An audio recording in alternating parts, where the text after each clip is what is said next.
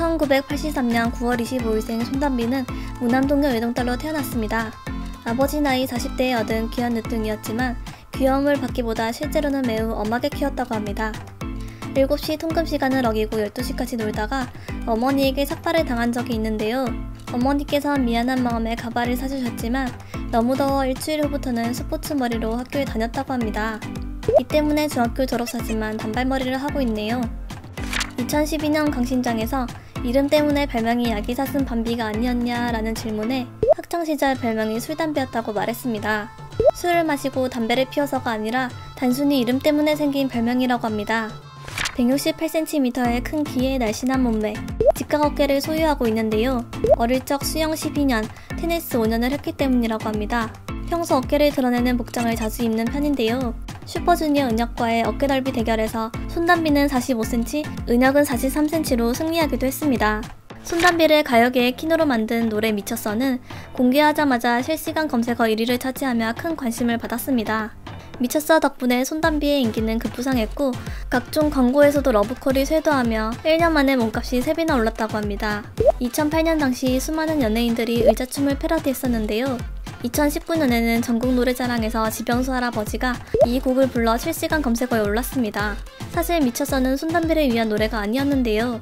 용감한 형제는 엄정화를 상상하며 만든 노래였고 손담비 이전에 이효리의 프로듀서가 곡을 달라고 했다고 합니다. 하마터면 손담비의 미쳤어를 못 볼 뻔했네요. 손담비는 과거 담당 트레이너조차 포기할 정도의 몸치였다고 합니다.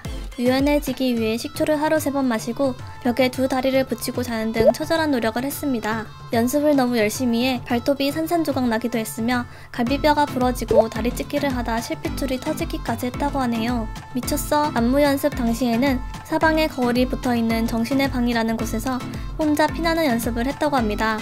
2009년 7월 손담비는 애프터스쿨과 함께 삼성전자의 신형 핸드폰 햅틱 아몰레드를 광고했었습니다. 손담비는 LG CF를 거절하고 삼성이 연락 올 때까지 기다렸다고 하는데요.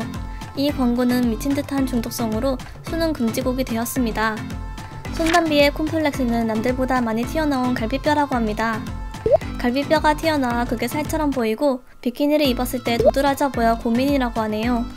또한 손담비는 평발로 하이힐을 잘 신지 못한다고 합니다. 무대 위에서는 어쩔 수 없이 키리를 신곤 했지만 평소에는 힐을 멀리하는 편입니다. 전성기 시절 미쳤어로 한창 정신없을 당시 도박으로 빚을 전 매니저가 이삿짐 센터까지 고용해 집안에 있는 가구뿐만 아니라 옷까지 전부 훔쳐 달아나는 사건이 있었습니다. 그것도 모자라서 회사 물품들까지 싹 다 훔쳤다고 하네요. 매니저는 검거가 됐지만 이미 물건들은 다 팔렸기 때문에 하나도 되찾을 수 없었다고 합니다. 전세 계약을 했던 손담비는 집주인이 전셋돈을 들고 도망가버려 경매로 넘어간 집을 어쩔 수 없이 구매했다고 합니다. 하지만 연이은 히트곡과 성공적인 연기활동 덕분에 새 보금자리를 마련했는데요. 자취생활 12년차 3번의 이사 후 안착한 현재 보금자리는 한남동의 고급 빌라입니다. 한 층에 한 가구만 거주하는 집으로 특이한 구조를 자랑하는데요.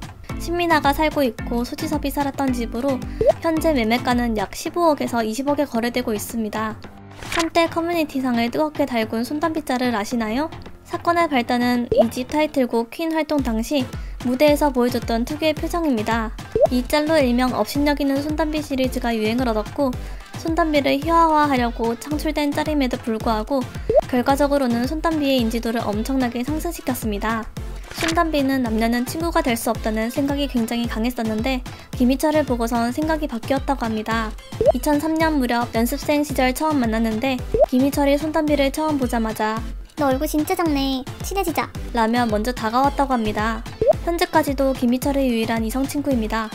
서로를 내 남자 내 여자로 부르지만 이성적인 감정을 느낀 적은 단 한 번도 없다고 합니다. 손담비가 처음 브라운관에 등장한 작품은 노래나 춤이 아닌 MBC 시트콤 논스톱3입니다. 그만큼 연기에 대한 열정이 있었는데요. 2013년 앨범 레드캔슬을 마지막으로 연기에 전념하고 있습니다. 두 번째 작품 빛과 그림자에서 손담비는 배우로서 엄청난 호평을 받았습니다. 연기력이 엄청나게 향상되었고 심지어 시청자 게시판에 메인 여주를 손담비로 바꾸라는 항의글이 있었을 정도였습니다. 특히나 2019년 동백꽃필 무렵에서는 최양미 역을 잘 소화해내면서 인생 캐릭터를 만나는데요. KBS의 2019년 최고의 히트작이었고 손담비는 최양미 역을 매우 잘 소화했다는 평을 들었습니다. 시청자들은 손담비 연기 너무 잘한다. 손담비 연기 천재. 역할 너무 잘 어울림. 뿌염이란 손톱 스타일링 디테일 보고 기절함. 등의 폭발적인 반응을 보였습니다. 이후 손담비는 동백꽃 피는 무렵의 아픈 손가락 향미로 KBS 연기대상에서 신인상을 거머쥐었습니다. 손담비는 미추리에 나와서 MVP급 활약을 보여주었습니다. 많은 시청자들은 손담비를 보고 손담비가 이렇게 웃긴 사람이었나? 라고 말할 정도였는데요. 도도한 외모와는 다르게 실제로는 털털한 성격이라고 합니다. 나 혼자 산다에서는 스쿠터를 타고 가다가 맥없이 쓰러지고 맞지도 않는 핸드폰 케이스를 끼는 등 반전 허당미를 보여주었는데요. 네티즌들은 이를 보고 기안84가 떠오른다며 담비83이라는 별명까지 붙여주었습니다. 시청해주셔서 감사합니다.